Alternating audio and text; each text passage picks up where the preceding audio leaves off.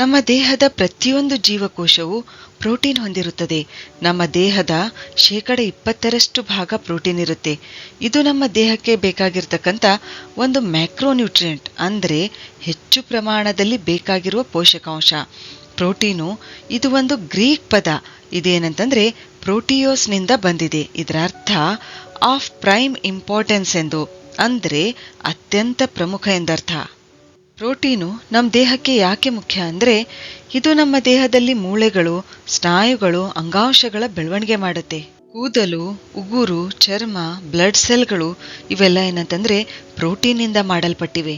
Protein ನಮ್ಮ ದೇಹದ ರೋಗ ನಿರೋಧಕ ಶಕ್ತಿಯನ್ನು ಹೆಚ್ಚಿಸುತ್ತದೆ. ಅದು ಹೇಗೆ ಅಂದ್ರೆ ನಮ್ಮ ರಕ್ತದಲ್ಲಿನ ಆಂಟಿಬಾಡೀಸ್ ಅಂದ್ರೆ ಪ್ರತಿಕಾಯಗಳು, ಇವುಗಳ ಸಹಾಯದಿಂದ ನಮ್ಮ ದೇಹವು ಬ್ಯಾಕ್ಟೀರಿಯಾ ಮತ್ತು ವೈರಸ್ಗಳಂತಹ ರೋಗಾಣುಗಳಿಂದ ತನ್ನನ್ನು ರಕ್ಷಿಸಿಕೊಳ್ಳುತ್ತದೆ. ಈ